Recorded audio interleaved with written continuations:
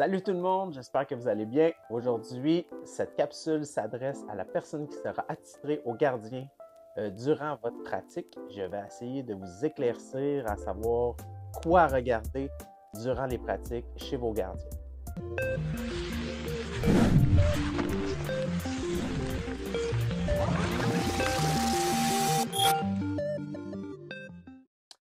Alors, il y en a plusieurs qui s'interrogent ou qui se disent tout simplement: écoute, moi, j'ai aucune idée, je connais absolument rien dans les gardiens. Tout ce qui m'importe, c'est qu'ils arrêtent la rondelle. Mais on veut s'attarder à son développement. Ça va être important de cibler des choses à regarder durant la pratique. Même si vous ne connaissez pas ça, je vais essayer de vous éclaircir et de vous donner des pistes à quoi regarder. Si je me réfère à mon premier vidéo, je vous ai parlé des 3 étapes d'un match que le gardien doit effectuer en boucle. Je ne sais pas si vous en rappelez, on avait le travail avant le lancer, le travail pendant le lancer et le travail après le lancer.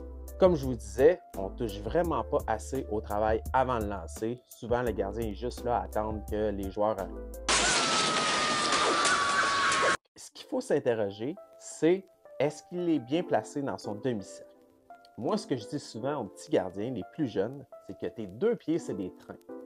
Alors, les 2 pieds doivent être sur la traque de chemin de fer qui est ton demi-cercle. Est-ce que ça se peut que lorsque le train se promène, est-ce que ça se peut qu'il y ait un train qui est en dehors de la traque et l'autre train qui est sur la traque? Non.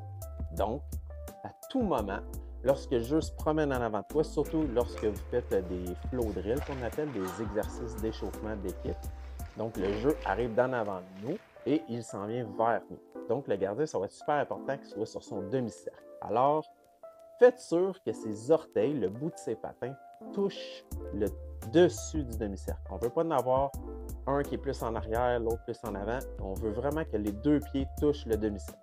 Maintenant, si je m'attarde au travail durant le lancer, alors qu'il a bien fait son travail avant le lancer, on veut que le gardien reste dans la ligne de tir. La ligne de tir, ça veut dire que lorsque le joueur lance, on s'attend du gardien qu'il soit square, qu'il soit centré sur le lancer, et puis qu'il ne dévie pas de cette ligne-là. On veut qu'il reste dans le lancer et pas glisser d'un côté ou de l'autre. Surtout, il y a des gardiens qui veulent faire des gros arrêts, donc ils vont se tasser d'un côté pour faire la grosse arrêt du gars. Et ça, c'est développer des mauvaises habitudes. Et maintenant, le dernier aspect, ce serait sa combativité. Est-ce qu'il se bat pour arrêter chaque lancer qui s'en vient vers lui? En fait, pour vous aider, vous pouvez peut-être lui dire: écoute, on va cibler les 4-5 meilleurs joueurs de notre équipe, ceux qui ont les meilleurs lancers, et on va faire sûr qu'on arrête chacun de ces lancers, ou du moins qu'on travaille fort pour les arrêter.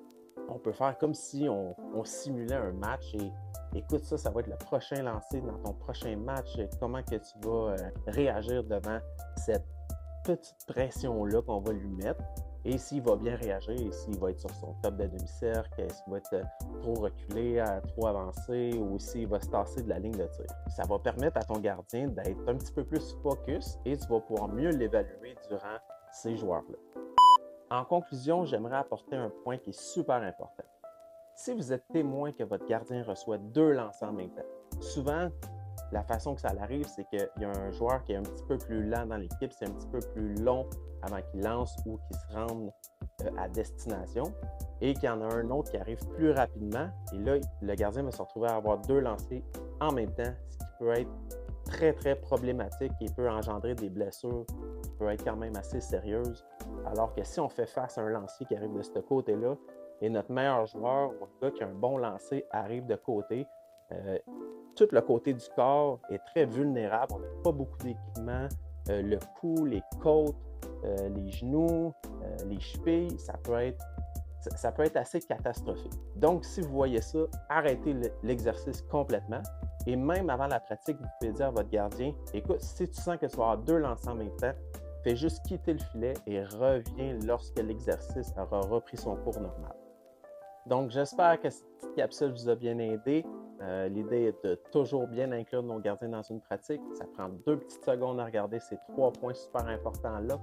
Comme je dis à chaque fin d'épisode, faites sûr d'inclure vos gardiens dans chacune de vos pratiques. Donc, faites attention à vous. On se voit très bientôt. Bye bye.